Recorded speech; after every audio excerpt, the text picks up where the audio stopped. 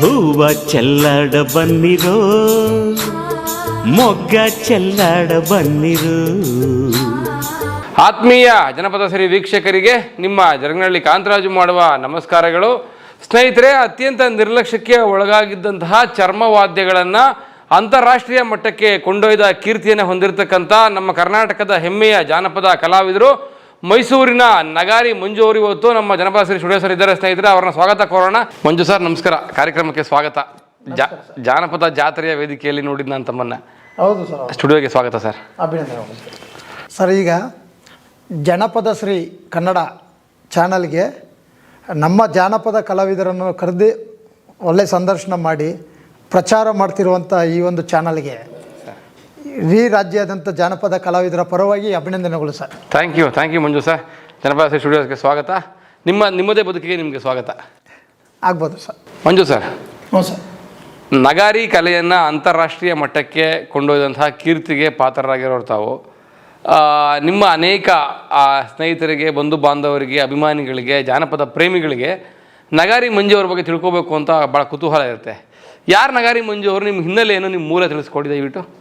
Sir, ನಾವು ಬಂದು ಮೈಸೂರು, ಮೂಲತಃ ಮೈಸೂರಿನವರು. ಮೈಸೂರೇ, ನಗರವೇ. ಆದರೆ ನಮ್ಮ ತಾತನ ಕಾಲದಿಂದ ಈ ಬಿಳಿಗಿರಂಗನ ಬೆಟ್ಟ ಪಾದದಲ್ಲಿ ಒಂದಷ್ಟು ಸೋಳಿಗರು ಇರುವಂಥ ಸ್ಥಳದಲ್ಲಿ ಇದ್ದಂಥ ಜನ ಆಗಿನ ಕಾಲದಲ್ಲಿ. ಆಗ ಏನು ಮಾಡ್ತಿದ್ರು, ಮಹಾರಾಜರು ನಾಲ್ವಡಿ ಕೃಷ್ಣರಾಜ ಒಡೆಯರು ಈ ಬೇಟೆಗಾಗಿ ಹೋಗ್ತಿದ್ದಾಗ ಆಗ ನಮ್ಮ ತಾತನ ಕಾಲದಲ್ಲಿ ನಗಾರಿ ಬಾರಿಸೋದು ಈ ಮಾಮೂಲಿ ಚರ್ಮವಾದ್ಯಗಳಲ್ಲಿ ರಿದಮ್ ಸೆಕ್ಷನ್ ಮಾಡ್ತಿದ್ರು. ಆ ಚರ್ಮವಾದ್ಯ ರಿದಮ್ ಮಾಡ್ತಿದ್ದಾಗ ಅವ್ರನ್ನ ಕರ್ಕೊಬಂದು ಮೈಸೂರಲ್ಲಿ ಉಳಿಸ್ಕೊಬಿಟ್ಟಿದ್ರು. ಏನಕ್ಕೆ ಮಹಾರಾಜರು ಬೇಟೆ ಆಡೋಕ್ಕೂ ನಿಮ್ಮ ಚರ್ಮವಾದ್ಯಕ್ಕೂ ಏನು ಸಂಬಂಧ? ಅಂದರೆ ನಾವು ಕಾಡಲ್ಲಿ ಇರುವಂಥ ಒಂದಷ್ಟು ವ್ಯವಸ್ಥೆನ ಅಲ್ಲಿ ಹೂಡಿಕೆ ಇದ್ದಂಥವ್ರನ್ನ ಕರ್ಕೊಬಂದು ಮೈಸೂರಲ್ಲಿ ಕಾರ್ಮಿಕರಾಗಿ ಕೆಲಸ ಕೊಟ್ಟಂಥವ್ರು. ಏನು ಕೆಲಸ? ಪೌರ ಕಾರ್ಮಿಕರಾಗಿ. ಸರಿ. ಅಂದರೆ ಆ ಭಾಗದಲ್ಲಿ ಯಾವುದೇ ಒಂದು ಇದಿಲ್ದಿರೋದಾಗ ನಗಾರಿ ನುಡಿಸ್ಕೊಂಡಿದ್ದಂಥ, ಅಂದರೆ ಆಗಿನ ಕಾಲದಲ್ಲಿ. ಅಂದರೆ ನೀವೆಲ್ಲ ಅರಣ್ಯವಾಸಿಗಳ, ಕಾಡಲ್ಲಿ ವಾಸ ಮಾಡ್ತಿದ್ದವರು. ಸರಿ. ಹಾಂ. ಅವ್ರಿಗೆ ಮಹಾರಾಜರು ಪುನರ್ವಸತಿ ಕಲ್ಪಿಸ್ಕೊಟ್ರು, ಮೈಸೂರು ನಗರಕ್ಕೆ ಕರ್ಕೊಂಡು ಬಂದು ಅಂತ. ಹೌದು. ಸರಿ. ಆಮೇಲೆ ನಂತರ ಮೈಸೂರಿಗೆ ಬಂದ ನಂತರ ನಮ್ಮ ತಾತ, ಅಂದರೆ ತಾತ ಅವ್ರ ತಂದೆ ರಂಗ ಅಂತ, ರಂಗಣ್ಣವರು, ಅವ್ರ ತಂದೆ ಕರ್ಪ ಅಂತಿದ್ರು. ಅವ್ರು ಆಗ್ಲಿಂದನೇ ನಗಾರಿನ ರೂಪಿಸ್ಕೊಬತ್ತಿದ್ರು. ನಗಾರಿ, ತಮಟೆ. ಈಗ ಹಬ್ಬ ಹುಣ್ಣಿಮೆಗಳು ಮತ್ತು ಯಾವುದೋ ಒಂದು ವಿಶೇಷ ಕಾರ್ಯಕ್ರಮಗಳಾದಾಗ ಆ ಕಾರ್ಯಕ್ರಮಕ್ಕೆ ತಮಟೆ, ನಗಾರಿ ಇಲ್ಲದೆ ಯಾವುದೇ ಕಾರ್ಯಕ್ರಮವನ್ನು ಆಯೋಜನೆ ಮಾಡೋಕ್ಕಾಗ್ತಾ ಇರಲಿಲ್ಲ. ಅಂದರೆ ಆಗಿನ ಕಾಲದಲ್ಲಿ ನಾವು ಏನೋ ಒಂದು ವಿಚಾರ ಸಾರಬೇಕಾದ್ರೂ ಕೂಡ ನಗಾರಿ ಮೂಲಕನೇ ಸಾರಿಸ್ತಿದ್ರು. ಈಗ ನಮ್ಮ ಮೈಸೂರಿಗೆ ತಂದಂಥ ವಿಚಾರ ಏನಂತಂದರೆ, ನಗಾರಿ ಮೂಲಕ ಏನೋ ಒಂದು ವಿಶೇಷ ಆದಂಥ ಕಾರ್ಯಕ್ರಮಗಳಾಗಲಿ, ಸುದ್ದಿ ಆಗಲಿ, ಅದನ್ನು ಮುಟ್ಟುವಂಥ ಕಾರ್ಯಕ್ರಮನ ಮಹಾರಾಜರಾಗಲೇ ನಮ್ಮ ತಾತನ ಕೊಡ್ತಿದ್ರು.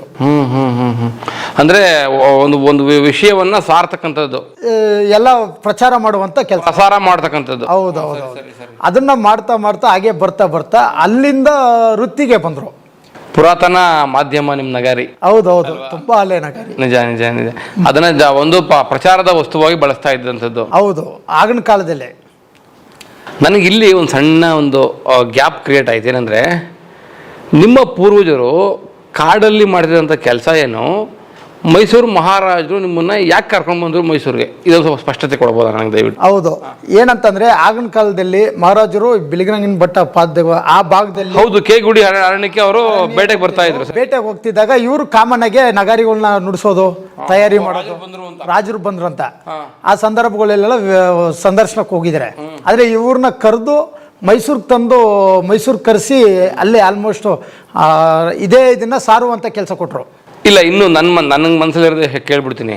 ಅಂದರೆ ನನ್ನ ಪ್ರಶ್ನೆ ಏನಿತ್ತಂದರೆ, ನಿಮ್ಮ ಪೂರ್ವಜರು ಮೈಸೂರು ಮಹಾರಾಜರು ಕಾಡಲ್ಲಿ ಬೇಟೆ ಆಡುವಂಥ ಸಂದರ್ಭದಲ್ಲಿ ಏನಾದರೂ ಈ ಚರ್ಮವಾದ್ಯಗಳನ್ನ ಬಳಸ್ಕೊಂಡು ಬೇಟೆಗೆ ಸಹಾಯ ಮಾಡ್ತಿದ್ರಾ?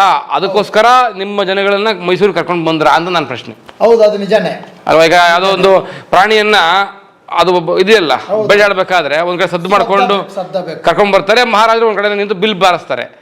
ಆ ತರದಕ್ಕೇನಾದ್ರೂ ನಿಮ್ಮ ಜನ ಬಳಕೆ ಆಗಿದ್ರ ಅಂತ? ಅದೇ ನಿಜವಾದ ವಿಚಾರ. ಆದ್ರೆ ನಮ್ಗೆ ಒಂದ್ ಸ್ವಲ್ಪ ತಿಳ್ಕೊಳಕ್ ಕಷ್ಟ ಆಗಿತ್ತು. ಆದ್ರೆ ತಮ್ಮ ಮೂಲಕ ಅದು ನಿಜವಾದ ವಿಚಾರನೆ. ಬೇಟೆ ಆಡಕ್ ಹೋದಾಗ ಸೌಂಡ್ ಬೇಕಾಗಿತ್ತು. ಆ ಸೌಂಡ್ನ ವಿಚಾರದಾಗೆ ವೀಕ್ಷಕರಿಗೆ ಸ್ಪಷ್ಟವಾಗಿ ಅರ್ಥವಾಗ್ಲಿ ಅಂತ ನಾನೇ ಕೇಳ್ಬಿಟ್ಟೆ ಆ ಮಾತನ್ನ. ಖಂಡಿತ ಸರ್, ಅದು ಒಳ್ಳೆ ಸುದ್ದಿ. ಹಾಗಾಗಿ ಬೇಟೆಗೆ ಸಹಾಯ ಮಾಡ್ತಿದ್ರು ಅನ್ನೋ ಕಾರಣಕ್ಕೆ ನಿಮ್ಮ ಇಡೀ ಒಂದು ಪೂರ್ವಜರನ್ನ ಮೈಸೂರು ನಗರಕ್ಕೆ ಶಿಫ್ಟ್ ಮಾಡ್ತಾರೆ ಮಹಾರಾಜರು. ಆಗ ಸೃಷ್ಟಿಯಾಗದೆ ಅಶೋಕಪುರಮ್ಮ, ಅಶೋಕಪುರಂ ಅಲ್ವಾ? ಅಶೋಕಪುರಂ ನೋಡಿ, ಎರಡು ಇತಿಹಾಸವನ್ನು ತಿಳಿಸ್ಬಿಟ್ರಿ ನೀವು. ಅಶೋಕಪುರಂ ಸ್ಥಾಪನೆ ಆಗುತ್ತಲ್ಲ. ಹೌದು, ಸ್ಥಾಪನೆ ನಮ್ದು. ಸರಿ. ನಿಮ್ಮ ಕುಟುಂಬದ ಹಿನ್ನೆಲೆ ತಿಳಿಸ್ಕೊಡಿ. ಈಗ ನಮ್ಮ ಇದರಲ್ಲಿ ಈಗ ಅಶೋಕಪುರಂ ಬಂದು ನಮ್ಮ ತಾತ ನೆಲೆಸಿದಾಗ ಈಗ ನಾವು ಜಾತ್ರೆಗಳು, ಹುಣ್ಮೆಗಳು, ಪ್ರತಿಯೊಂದು ಕಾರ್ಯಕ್ರಮಗಳಿಗೂ ಅವರು ಮಾಡ್ಕೊ ಬರ್ತಿದ್ರು ನಗಾರಿನ. ಅವ್ರ ಮೂಲಕ ನಮ್ಮ ತಾತವರ ಮಗ ಅಂದ್ರೆ ನಮ್ಮ ತಾತ ಅಜ್ಜನವ್ರ ಮಗ ಅಂದ್ರೆ ನಿಮ್ಮ ತಂದೆನೇ? ತಂದೆ ಅಲ್ಲ, ನಮ್ಮ ಇನ್ನೊಬ್ಬ ತಾತ ಇದ್ದಾನೆ. ಈಗ ನಾವು ಕನಿಷ್ಠ 6ನೇ ತಲೆಮಾರು ಮುತ್ತಾತ ಅನ್ನುವಂಥ ವಿಚಾರದಲ್ಲಿ ಅವರಿದ್ದಂಥ ಪರಿಸ್ಥಿತಿಗೆ ಆಮೇಲೆ ಅವರ ಮಗ ಬಂದರು ತಾತ, ಅದೇ ನಮ್ಮ ತಂದೆಯವ್ರ ತಂದೆ. ಅವರು ರಾಮಣ್ಣವರು ಅವರು ಆ ಒಂದು ಬೇಡಿಕೆಯಲ್ಲೇ ಬಂದರು, ನಗಾರಿ ಮೂಲಕನೇ ಬಂದರು. ನಗಾರಿ ಎಲ್ಲಿಗೆ ಹೋದ್ರು ಕಾರ್ಯಕ್ರಮಗಳನ್ನ ಮಾಡ್ಕೊ ಬರ್ತಾ ಇದ್ರು. ಆ ನಂತರ ನಮ್ಮ ತಂದೆಗೆ ಬಂತು. ಈಗ ನಮ್ಮ ತಂದೆಗೆ ಬಂದ ನಂತರ ನಾವು ಕೂಡ ಅದನ್ನೇ ಪಾಲನೆ ಮಾಡ್ಕೋಬೋದ್ವಿ. ಅದೇ ನಾವು ಎಲ್ಲಿ ಎಜುಕೇಶನ್ ಲೆವೆಲ್ಗೆ ಹೋಗ್ಲಿಲ್ಲ, 7ನೇ ತರಗತಿ ತನಕ ಹೋದ್ವಿ. ನೀವು ಫೇಮಸ್ ಆಗ್ಬಿಟ್ಟಿದ್ದೀರಲ್ಲ, ನಗಾರಿ ಮಂಜು ಅಂತಲೇ ಫೇಮಸ್ ಆಗ್ಬಿಟ್ಟಿದ್ದೀರಲ್ಲ. ಆದ್ರೆ ಅದು ಇತಿಹಾಸಕ್ಕೆ ತುಂಬಾ ಶ್ರಮ ಇದೆ ಸರ್. ಅಂದ್ರೆ ನಿಮ್ಮ ಪೂರ್ವಜರಿಗೂ ಹೆಸರಿತ್ತ? ಅಂದ್ರೆ ನಿಮ್ಮ ತಂದೆಯವ್ರ ಹೆಸರು ಏನಂದ್ರೆ? ಚಾಮುಂಡಿ. ತಂದೆ ಹೆಸರು ಚಾಮುಂಡಿ, ತಂದೆ ಹೆಸರು ಚಾಮುಂಡಿ, ತಾತನ ಹೆಸರು ರಾಮ. ಓಕೆ, ಅಂದ್ರೆ ನಾನು ಹೇಳ್ತಿರೋದು ರಾಮ ಅವ್ರ ತಂದೆ ಹೆಸರು ಕರ್ಪ. ನಗಾರಿ ಕರ್ಪ, ನಗಾರಿ ಚಾಮುಂಡಿ, ನಗಾರಿ ರಾಮ ಅಂತ ಹೆಸರಿತ್ತು ಅವ್ರಿಗೂ? ಇದೆಯಾ ಹೆಸರಿತ್ತು?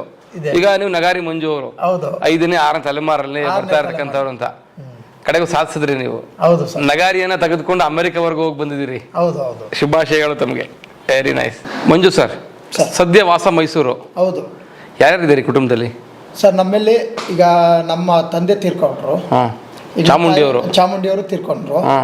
ಏನದು ವಿಶೇಷವಾಗಿದೆ ಹೆಸರು ಚಾಮುಂಡಿ ಅಂತ?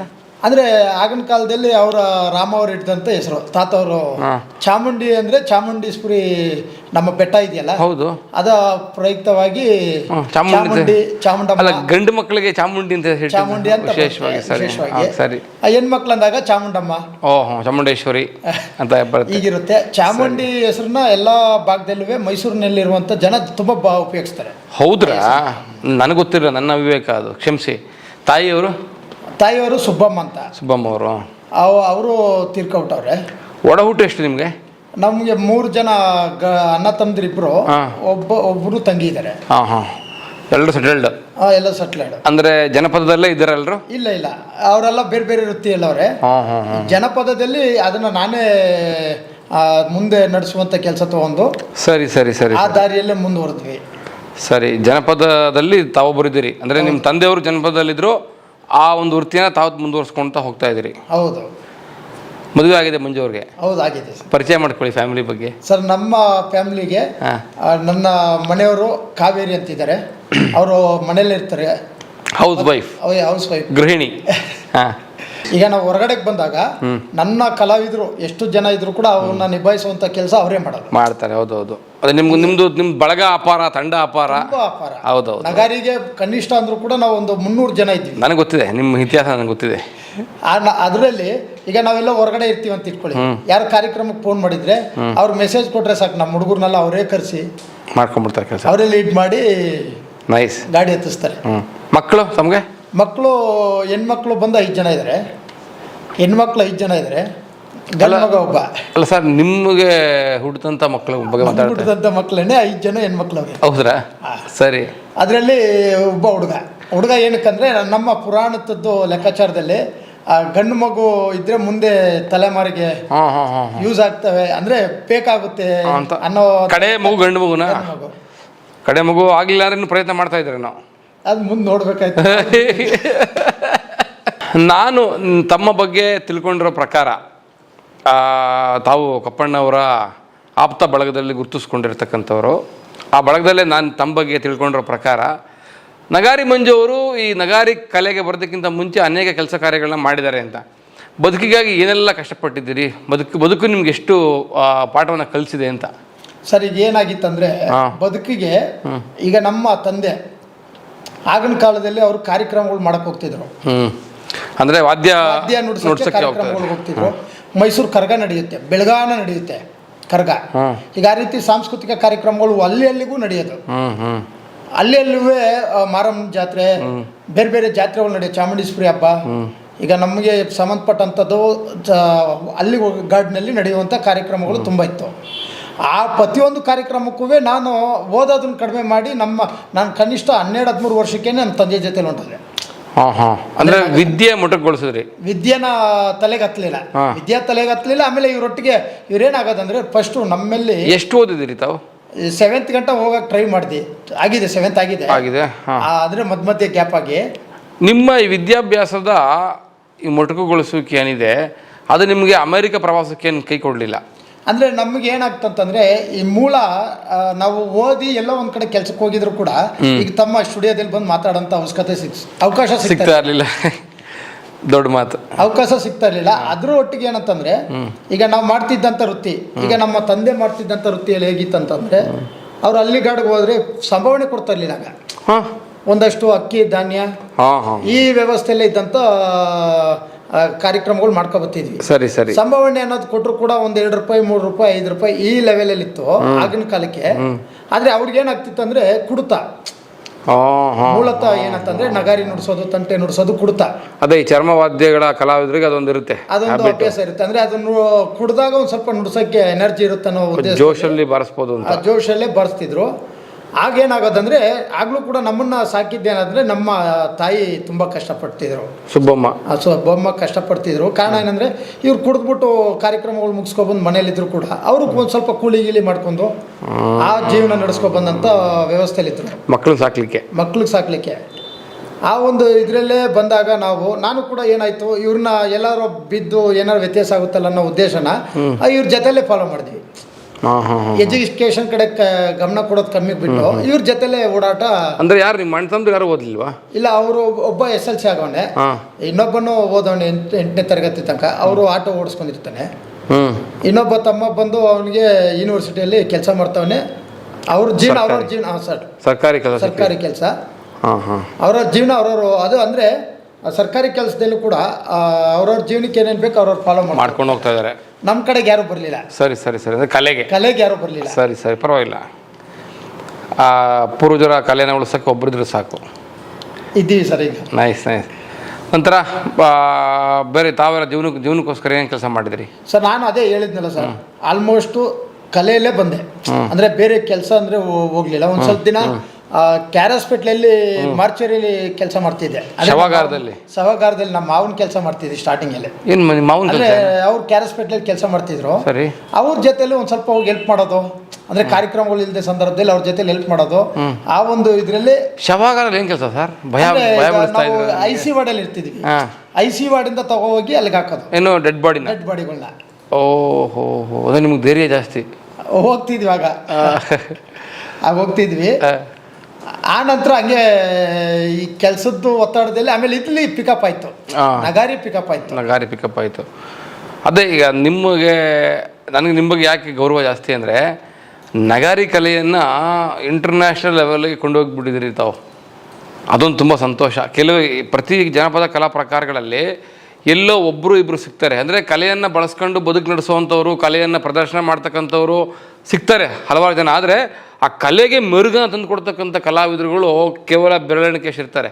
ಅದರಲ್ಲಿ ನಗಾರಿ ಅಂತ ಬಂದರೆ ತಾವು ಅಂತ ನನಗೆ ಭಾಳ ಸಂತೋಷ, ನಿಮ್ಮ ಬಗ್ಗೆ ಗೌರವ. ಹೌದು ಸರ್. ಈಗೇನಾಗಿತ್ತಂದರೆ ನಮ್ಮ ಶ್ರೀನಿವಾಸ್ ಜಿ ಕಪ್ಪಣ್ಣ ಅಂತ ಇದ್ದಾರೆ. ಹೌದು, ಕಪ್ಪಣ್ಣ ಸರು ಮೈಸೂರು ಒಂದ್ಸರಿ ಸ್ಟಾರ್ಸ್ ಫೀಲ್ಡ್ ಲೈಟ್ ಇದಕ್ಕೆ ಕಾರ್ಯಕ್ರಮಕ್ಕೆ ಬಂದಿದ್ರು 93ರಲ್ಲಿ. ಪಂಜಿನ ಕವಾಯಿತಿ ಕಾರ್ಯಕ್ರಮ. ಹೌದು. ಅವ್ರು ಬಂದಂಥ ಸಂದರ್ಭದಲ್ಲೂ ಕೂಡ ನಾವು ಕಾರ್ಯಕ್ರಮದಲ್ಲಿ ಅವ್ರ ಜೊತೆಲಿ ಭಾಗವಹಿಸಿದ್ವಿ. ಆದರೆ ಆಗ ಅವ್ರ ಸಂಪರ್ಕ ಇಲ್ಲ.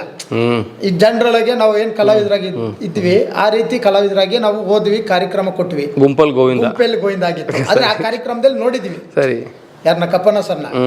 ಈಗ ಆ ನಂತರ ಹಂಗೆ ಕಾರ್ಯಕ್ರಮಗಳು ಮಾಡ್ಕೊ ಬರ್ತಿದ್ದಂಗೆ ನಾವು ಇಲ್ಲಿಗೆ ಬಂದಿವಿ. ನಮ್ಮ ಕಂಠೀರವ ಸ್ಟೇಡಿಯಂ ಓಪನ್ ಇತ್ತು, ನ್ಯಾಷನಲ್ ಕಾಲೇಜು, ನ್ಯಾಷನಲ್ ಗೇಮ್. ಹೌದು, 96ರಲ್ಲಿ. ನಿಜ. 96ರಲ್ಲಿ ಒಂದು 50 ಜನ ನಗಾರಿ ಇಟ್ಕೊ ಬಂದಿದ್ದೀವಿ ನ್ಯಾಷನಲ್ ಗೇಮ್ಸ್ಗೆ. ಯಾರ ಕಪ್ಪಣ್ಣವರೇ ಕರೆಸಿದ್ದು. ಸರಿ, ಕಪ್ಪಣ್ಣವರೇ ಕರೆಸಿದ್ದು. ಆ ನಂತರ ಕೂಡ ಆಗ್ಲೂ ಕೂಡ ಅವ್ರು ಪರಿಚಯ ಆಗಲಿಲ್ಲ. ಆಗ್ಲೂ ಕೂಡ ಅವ್ರು ಇದ್ದಂತ ದೂರದ ನಂತರ ನಾವೇನ್ ಕೆಲಸ ಮಾಡಬೇಕು ಪರಿಚಯ ಇರಲಿಲ್ಲ. ಸರಿ. ಆದ್ರೆ ಆ ಕಲೆನ ಹೆಚ್ಚಾಗಿ ನಾವು ಬಳಸ್ಕೊಂತಿದ್ದಂತಂದ್ರೆ ಈ ಮೆರವಣಿಗೆಗಳು ಮಾಡ್ಕೊ ಬರ್ತಾ ಈ ಕಪ್ಪಣ್ಣ ಸರ್ ಲಿಂಕ್ ಆದ್ರು. ಅಂದರೆ ಹೆಂಗ್ ಲಿಂಕ್ ಆಯ್ತಂದ್ರೆ 2004-5 5-6 ಬರುತ್ತೆ ಜಾನಪದ ಜಾತ್ರೆ ಅಂತ ಮಾಡಿದ್ರು. 2006 ಕುಮಾರಸ್ವಾಮಿ ಮುಖ್ಯಮಂತ್ರಿ ಆದಾಗ ಸರಿಯಾ ಜಾನಪದ ಜಾತ್ರೆ ಅಂತ ಮಾಡಿದ್ರು. ಹೌದು. ಆಗ ಅವರು ಮೈಸೂರಲ್ಲಿ ಒಂದ್ಸರಿ ದಸರಾದಲ್ಲಿ ನೋಡಿದ್ರಲ್ಲ ನಗಾರಿನ, ಅವರೇ ಕರೆಸಿದ್ರು ಕಪ್ಪಣ್ಣವರೇ. ಅಲ್ಲಿ ನಗಾರಿ ನೋಡಿದ್ವಲ್ಲ ಅದನ್ನ ಕರೆಸಿ ಅಂದ್ಬಿಟ್ಟು ಅವ್ರು ಕರೆಸಿ ನಮಗೆ ಹೊರಗಡೆ ಮಾಡ್ತಿದ್ದಂಥ ಕಾರ್ಯಕ್ರಮಗಳು ಅಂದ್ರೆ ನಮ್ಗೆಲ್ಲೂ ಪ್ಲಾಟ್ಫಾರ್ಮ್ ಸಿಗ್ತಾ ಇರ್ಲಿಲ್ಲ, ಮತ್ತೆ ಎಲ್ಲೋ ಕರೆಕ್ಟ್ ಆದಂತ ನೆಲೆ ಇರಲಿಲ್ಲ. ನಾವೇನು ಕಾರ್ಯಕ್ರಮ ಮಾಡಿದ್ರೆ ಒಂಥರ ಮಾಡಿದ ತಕ್ಷಣ ಬಿಡೋದಷ್ಟೇ, ಮುಂದಿನ ಜೀವನ ಇಲ್ಲ. ಸರಿ, ಯಾವತ್ತು ಕಾರ್ಯಕ್ರಮ ನಡೆದ್ರೆ ಅವತ್ತೊಂದು ಜೀವನ. ಇಲ್ಲಿ ನಮಗೆ ಪ್ಲಾಟ್ಫಾರ್ಮ್ ಕೊಟ್ಟರು, ವೇದಿಕೆದು. ಹೊಟ್ಟೆಪಾಡಿಗೆ ಬಳಸ್ತಾ ಇದ್ದಂತಹ ಕಲೆಯನ್ನ ಪ್ರದರ್ಶನ ಕಲೆಯಾಗಿ ಮಾರ್ಪಾಡಿಸ್ಲಿಕ್ಕೆ ಕಪ್ಪಣ್ಣವ್ರು ಸಹಾಯ ಮಾಡಿದ್ರು ಅಂತ. ತುಂಬಾ ಸಹಾಯ ಮಾಡೋರು, ನಿಜ ನಿಜ, ತುಂಬಾ ಸಹಾಯ ಮಾಡವ್ರೆ. ಈಗ ನಮ್ಮ ಜಾನಪದ ಕಲಾ ಪ್ರಕಾರಗಳು ಎಷ್ಟವೋ ಅಷ್ಟು ಕೂಡ ಈಗ ಅದೊಂದು ಪ್ಲಾಟ್ಫಾರ್ಮ್ ಸಿಕ್ತು. ಹೌದು, ಒಳ್ಳೆ ವೇದಿಕೆ, ಅದು ಒಳ್ಳೆ ವೇದಿಕೆ ಸಿಕ್ತು, ಜಾನಪದ ಜಾತ್ರೆ. ಹೌದು, ಆ ವೇದಿಕೆ ಮೂಲ ಇದ್ದಿದ್ದೆ ಕಪ್ಪಣ್ಣ ಸರ್. ಅಂದ್ರೆ ಕಲಾವಿದರನ್ನ ಯಾವ ರೀತಿ ಡೈರೆಕ್ಟರ್ ಆಗಿದ್ರು, ನಿಜ ನಿಜ, ಅವರ ಒಂದು ನೇತೃತ್ವದಲ್ಲಿ ತುಂಬಾ ಕಾರ್ಯಕ್ರಮಗಳು ಮಾಡ್ಕೊಂಡು ಬಂದಿವಿ. ನಿಜ ನಿಜ ನಿಜ. ಸಾವಿರಾರು ಕಲಾವಿದರುಗಳಿಗೆ ವೇದಿಕೆ ಕಲ್ಪಿಸ್ಕೊಟ್ಟಂತ ಕೀರ್ತಿ ಕಪ್ಪಣ್ಣ ಸರ್ಗೆ. ಹೌದು ಸರ್, ಹೌದು ಅಲ್ವಾ? ಹೌದು. ನಾವೆಲ್ಲ ಅವ್ರ ಶಿಷ್ಯಂದ್ರು ಅಂತ ಹೇಳ್ಕೊಳ್ಳೋಕೆ ಹೆಮ್ಮೆ ಆಗುತ್ತೆ. ಖಂಡಿತ ಸರ್, ಯಾಕಂದ್ರೆ ಅಂಥವ್ರು ಒಬ್ರು ನಮಗೆ ಹಿನ್ನೆಲುಬಾಗಿರೋದ್ರಿಂದ ನಿಜ, ಬೆನ್ನೆಲುಬಿಗಿದ್ದಾರೆ ಸರ್. ಈಗಲೂ ಕೂಡ ನಾವು ಏನೋ ಒಂದು ಕಾರ್ಯಕ್ರಮ ಮಾಡಿದ್ರು ಕೂಡ ಅವರ ಒಂದು ಮುತುವರ್ಜಿ ಇಲ್ಲದೆ ನಾವು ಏನೂ ಮಾಡೋಕ್ಕಾಗಲ್ಲ. ಆದರೆ ಅಷ್ಟು ಕೆಲಸಗಳನ್ನ ನಮ್ಮನ್ನ ತೊಡಗಿಸ್ಕೊಂಡು ಕೆಲಸ ತೋರಿಸ್ಕೊಟ್ಟವ್ರೆ. ಹೌದು, ಕೆಲಸ ಕಲಿಸಿದ್ದಾರೆ, ಕಲಿಸಿದ್ದಾರೆ ಸರ್. ಬಹುತೇಕ ಈ ನಾಟಕದ ಹಿನ್ನೆಲೆ ಇದ್ದಿದ್ದರಿಂದ ಅವರಿಗೆ ಈ ಸಾಹಿತ್ಯ, ನಾಟಕ ಮತ್ತು ನಾಟಕ ಅಕಾಡೆಮಿ ಅಧ್ಯಕ್ಷರು ಕೂಡ ಆಗಿದ್ದರು ಕಪ್ಪಣ್ಣವರು. ಈ ಎಲ್ಲ ಹಿನ್ನೆಲೆಯ ಅನುಭವಗಳನ್ನು ಅವರೇನು ಓದಿ ಅಥವಾ ದೇಶವನ್ನು ತಿರುಗಿ ನೋಡಿದಂತಹ ಅನುಭವಗಳನ್ನೆಲ್ಲ ಅಶಿಕ್ಷಿತ ಜನಪದ ಕಲಾವಿದರೆಲ್ಲರಿಗೂ ಕಲಿಸಿದ್ದಾರೆ. ತುಂಬ ಆಗಿದೆ ಸರ್. ಕಲೆ, ಶಿಸ್ತು ಎಲ್ಲವನ್ನು ಕಲಿಸಿದ್ದಾರೆ. ಆ ಕೀರ್ತಿ ಕಪ್ಪಣ್ಣವ್ರಿಗೆ ಸಲ್ಲುತ್ತೆ. ಖಂಡಿತ ಸಲ್ಲಲೇಬೇಕು ಸರ್. ಯಾಕಂತಂದರೆ ಇವತ್ತು ಜಾನಪದ ಕಲಾವಿದರಿಗೆ ಉನ್ನತ ಮಟ್ಟದಲ್ಲಿ ವೇದಿಕೆ ಸಿಕ್ಕಿರೋದಂದರೆ ಕಪ್ಪಣ್ಣ ಸರಿಂದ.